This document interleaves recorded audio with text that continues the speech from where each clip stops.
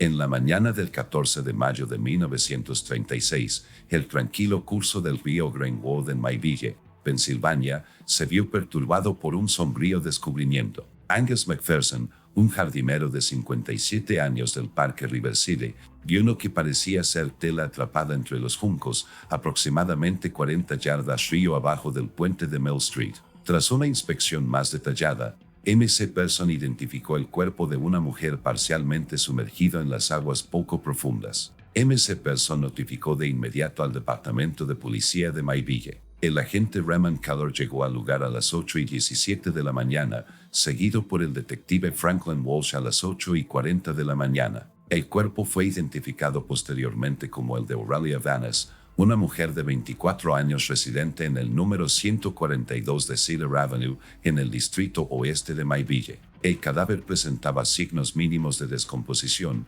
lo que indicaba una muerte reciente. Aurelia vestía un vestido azul oscuro con botones de perla. Solo le quedaba un zapato negro en el pie derecho, mientras que el izquierdo estaba descalzo. Llevaba el cabello arreglado, lo que indicaba que se había preparado para un evento social poco antes de morir. Los agentes que acudieron al lugar no observaron signos inmediatos de violencia. El médico forense del condado, Dr. Harold Lomax, llegó a las 9:25 de la mañana y realizó un examen preliminar en la orilla del río. El cuerpo fue trasladado a la morgue del condado para una autopsia exhaustiva. La evaluación inicial del Dr. Lomax indicó muerte por asfixia, probablemente ocurrida entre las 10 de la noche del 13 de mayo y las 1 de la mañana del 14 de mayo. El informe de la autopsia, presentado el 16 de mayo de 1936, confirmó la asfixia mecánica como causa de la muerte. Se observaron marcas distintivas de ligaduras en el cuello de la víctima, que formaban un patrón consistente con un cordón litúrgico trenzado,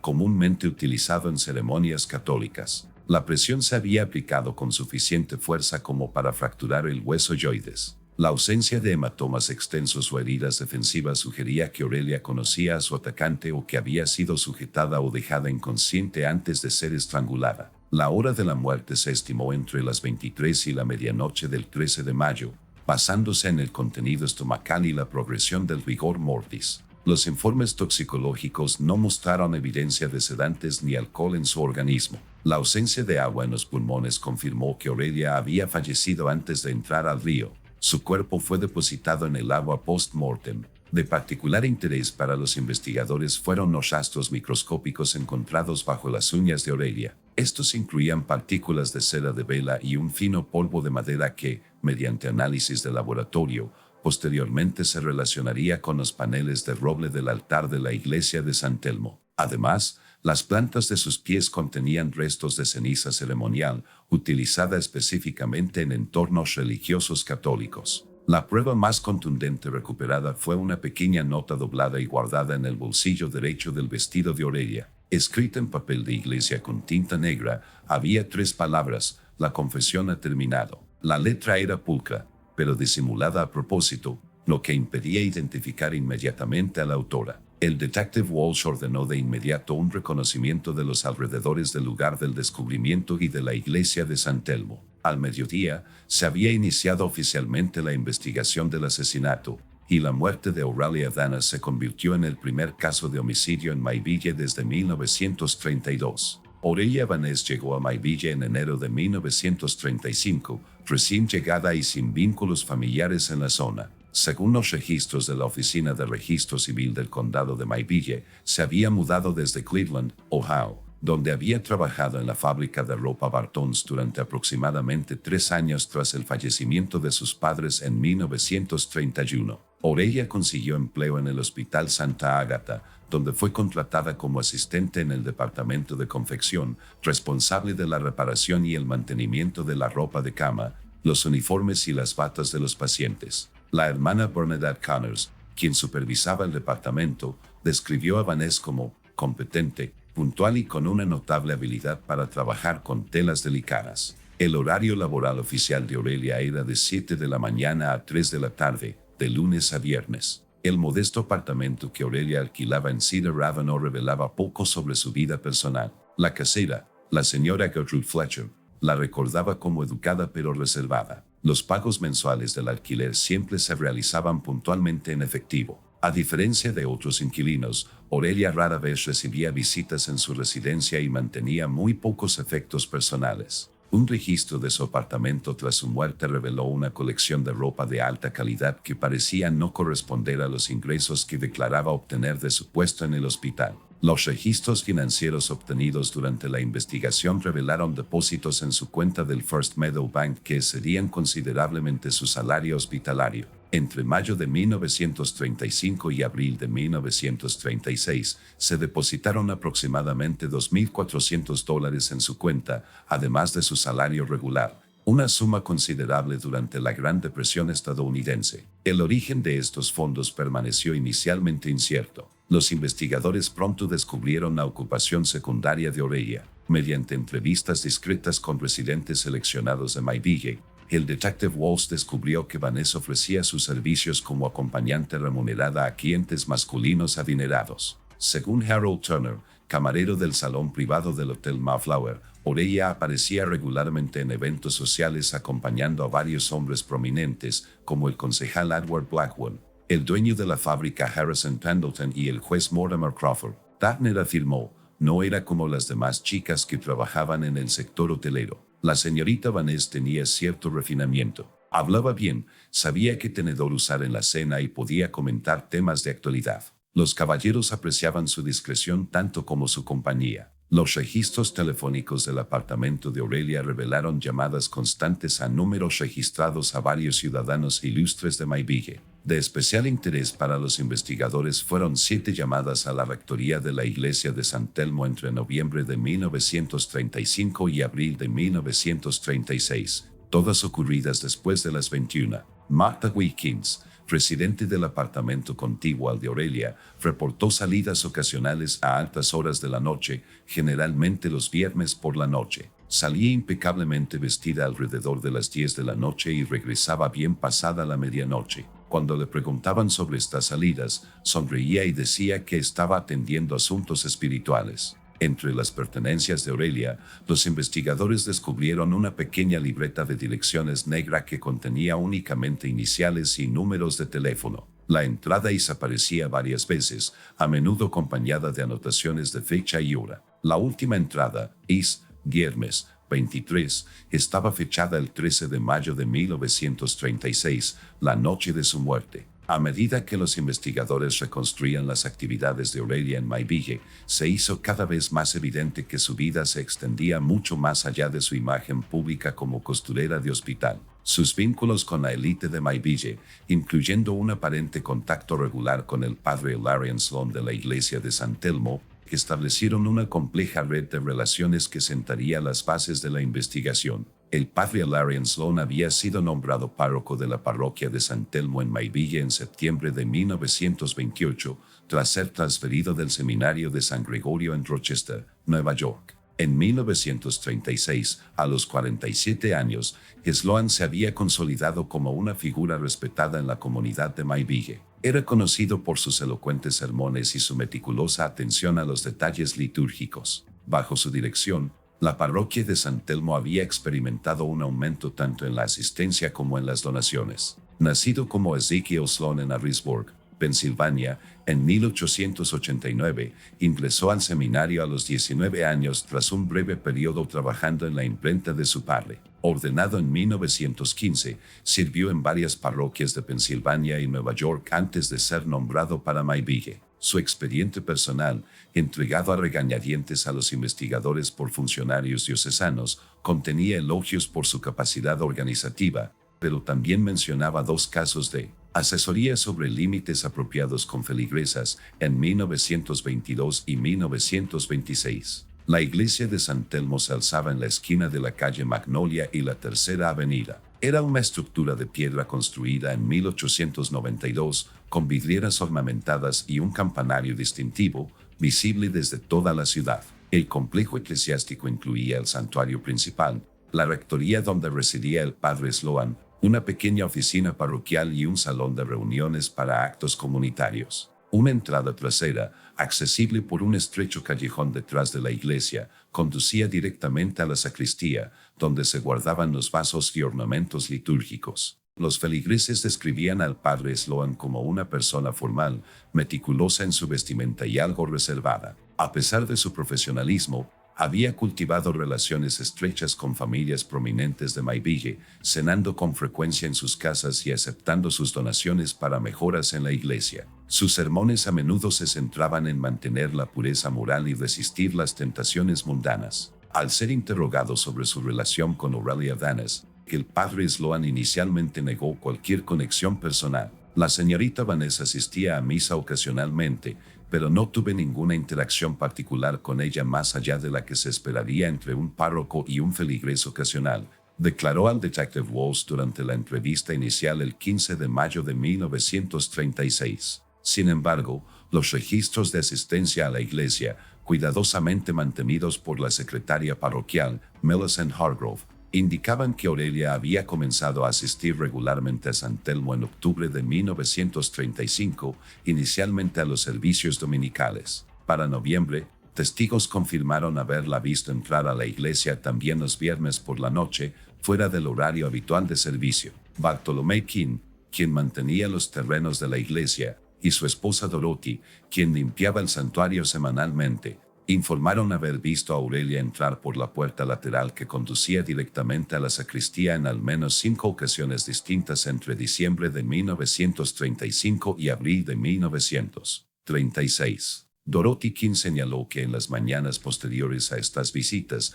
a menudo encontraba el confesionario desordenado, con cojines desplazados y cera de vela goteando en el suelo. Al ser confrontado con este testimonio, el padre Sloan corrigió su declaración anterior, reconociendo que Aurelia le había solicitado orientación espiritual sobre asuntos de moralidad personal relacionados con su profesión. Sostuvo que sus reuniones eran estrictamente pastorales, se celebraban en el confesionario o en su despacho, y se centraban en la orientación religiosa. El registro eclesiástico, donde los sacerdotes solían registrar todas las funciones oficiales, incluyendo confesiones privadas y sesiones de consejería, mostraba anotaciones regulares con la distintiva caligrafía del padre Sloan, que detallaban los servicios vespertinos de oración y las tareas administrativas. Sin embargo, los investigadores observaron una notable ausencia de anotaciones para el 13 de mayo de 1936, la noche de la muerte de Aurelia, a pesar de las anotaciones para el 12 y el 14 de mayo. El padre Palmer Reed, sacerdote visitante que ocasionalmente asistía en San Telmo, informó a los investigadores que el padre Sloan había insistido de forma inusual en dirigir solo las oraciones vespertinas del viernes durante la primavera de 1936. Citaban la necesidad de largos periodos de oración y meditación ininterrumpida, recordó el padre Reed. Era inusual que rechazara la ayuda, dado su enfoque típicamente colaborativo en la gestión parroquial. Los registros telefónicos de la rectoría confirmaron 7 llamadas al apartamento de Aurelia entre noviembre de 1935 y mayo de 1936, todas realizadas después de las 21. Al presentarle esta evidencia, el padre Sloan afirmó que estas llamadas respondían a las solicitudes de Aurelia de consejo espiritual de emergencia durante periodos de crisis moral. A medida que avanzaba la investigación, la naturaleza precisa de la relación entre el padre Hilarion Sloan y Aurelia Vaness se convertiría en el foco central tanto de la policía como de las autoridades diocesanas,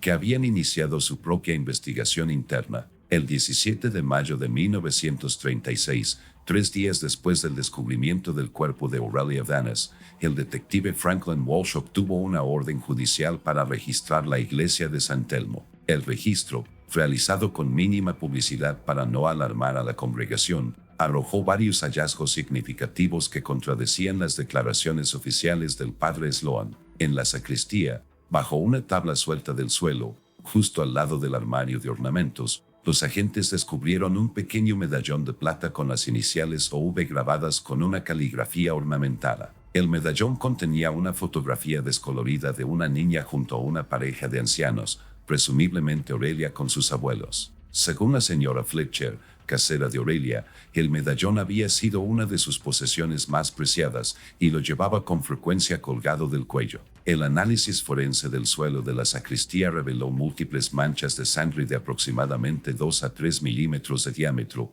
que se habían filtrado entre las tablas de madera. Las pruebas de laboratorio confirmaron que la sangre coincidía con el tipo O positivo de Aurelia. La pequeña cantidad y el patrón sugirieron lesiones menores compatibles con hemorragias puntuales que suelen ocurrir durante la estrangulación. En el confesionario, los agentes recuperaron un fragmento de tela azul marino rasgada, similar al vestido que Aurelia llevaba puesto cuando se descubrió su cuerpo. La tela estaba enganchada en un pequeño clavo que sobresalía del tabique de madera que separaba el compartimento del sacerdote del reclinatorio del penitente. También se encontraron fibras de la cortina del confesionario en el abrigo de Aurelia, recuperado de su apartamento. La evidencia más contundente surgió cuando los investigadores inspeccionaron la colección de utensilios litúrgicos de la iglesia. Entre las vestimentas personales del padre Sloan colgaba una estola ceremonial con un cordón trenzado y borlas en los extremos. El examen microscópico reveló restos de células cutáneas y un solo cabello del mismo color castaño rojizo de Aurelia,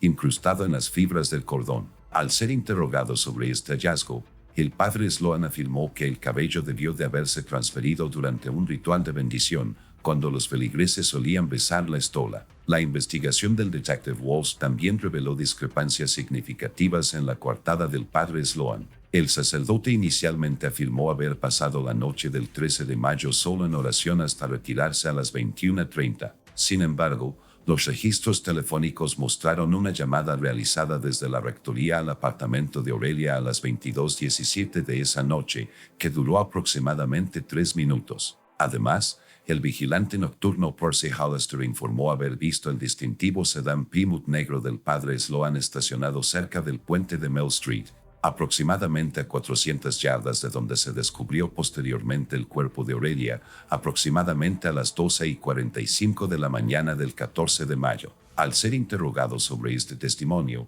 el padre Sloan negó haber salido de la rectoría y sugirió que Ollister había confundido otro vehículo con el suyo. Los registros de servicio mecanografiados de la iglesia de San Telmo revelaron otra inconsistencia. La entrada del 13 de mayo había sido alterada, con el texto original oscurecido con corrector y reemplazado por oraciones vespertinas y meditación. Retiro a las 21:30. El análisis forense determinó que esta entrada se había mecanografiado en una máquina diferente a las entradas circundantes, concretamente en la máquina de escribir Royal ubicada en el estudio privado del padre Sloan, en lugar del modelo Underwood que utilizaba el secretario parroquial para los registros oficiales. El 21 de mayo de 1936, el detective Walsh y el fiscal de distrito Howard Benson presentaron sus conclusiones al juez Crawford, solicitando una orden de arresto contra el padre Larian Sloan por asesinato en primer grado. El juez, considerando la naturaleza circunstancial de las pruebas y la importante influencia de la diócesis católica en los asuntos de Mayville, denegó la solicitud en espera de una investigación más exhaustiva. Al día siguiente, el obispo Montgomery Castler, de la diócesis de Pittsburgh, llegó inesperadamente a Mayville. Tras una reunión privada de 3 horas con el padre Sloan y el alcalde Frederick Templeton, el obispo anunció que el padre Sloan sería relevado temporalmente de sus funciones en San Telmo en espera de una investigación diocesana interna. La policía no presentó cargos formales. El 23 de mayo, el padre Sloan fue escoltado al centro de retiro St. Matthew en el condado de Allegheny, lo que lo alejó de Mayville y de la investigación en curso. Las solicitudes del detective Walsh para entrevistar al padre Sloan en el centro de retiros fueron denegadas por los abogados diocesanos, quienes alegaron privilegio eclesiástico. La desaparición del padre Larian Sloan de Mayville paralizó la investigación policial. Sin poder interrogar a su principal sospechoso y ante la creciente presión tanto de funcionarios eclesiásticos como de ciudadanos prominentes con vínculos con Aurelia Danas,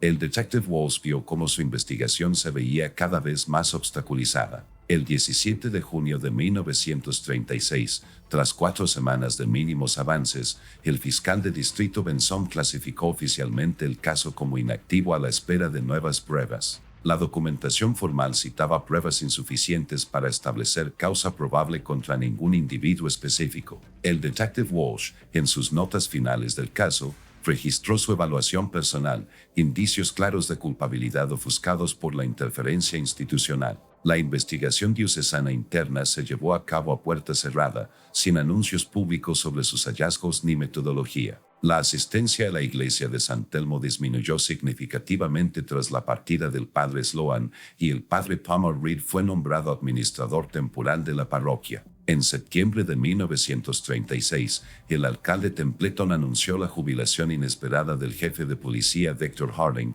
seguida de la reasignación del detective Walsh a la gestión de registros. Estos cambios de personal apartaron a los dos investigadores más enérgicos de cualquier implicación en el caso Vaness. Walsh renunció por completo a la policía en octubre de 1936, declarando posteriormente al Medical Gazette que ciertas verdades en este pueblo permanecen deliberadamente silenciadas. El padre Sloan permaneció en el centro de retiros de San Mateo hasta marzo de 1939, cuando, según los registros diocesanos, solicitó y recibió un traslado al monasterio de la Santa Cruz, en la zona rural de Virginia. Este remoto monasterio, conocido por su estricta regla de silencio y su limitado contacto con el mundo exterior, alejó al padre Sloan del escrutinio público. Nunca regresó a Mayville ni reanudó sus funciones parroquiales en ningún otro lugar. En 1941, el obispo Kessler cerró oficialmente la investigación diocesana sin divulgar públicamente sus hallazgos.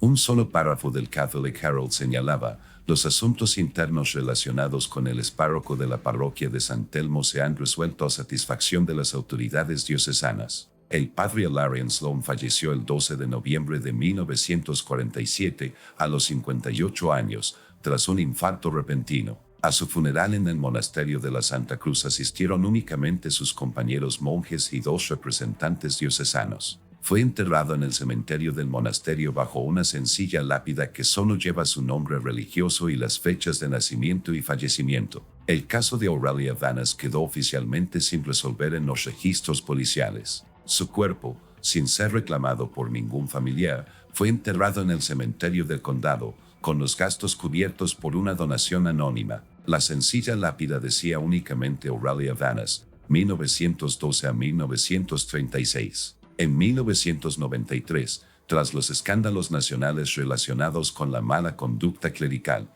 la diócesis de Pittsburgh publicó documentos previamente confidenciales de sus archivos como parte de una iniciativa de transparencia. Entre estos documentos se encontraba un breve resumen de la investigación de Sloan, que declaraba: la conducta del padre Larian Sloan ha sido declarada incompatible con su voto de castidad. Su relación con la señorita Vaness se establece como verídica. Cualquier responsabilidad por su fallecimiento queda a juicio divino. Documentos adicionales revelaron que, en junio de 1936, la diócesis había realizado un pago confidencial de $5,000 al Hospital de Santa Águeda para la creación de un jardín conmemorativo, una suma equivalente a aproximadamente $95,000 actuales. Nunca se reconoció públicamente ninguna conexión entre esta donación y Aurelia Vaness. El misterio que rodea la muerte de Aurelia Vaness y la participación del padre Sloan permanece arraigado en la historia de Mayville. Los historiadores locales señalan que, tras el caso, la estrecha relación que existía entre el gobierno municipal y las autoridades eclesiásticas de Mayville sufrió un distanciamiento sutil pero significativo. La entrada lateral de la iglesia de San Telmo se selló permanentemente durante las renovaciones de 1952.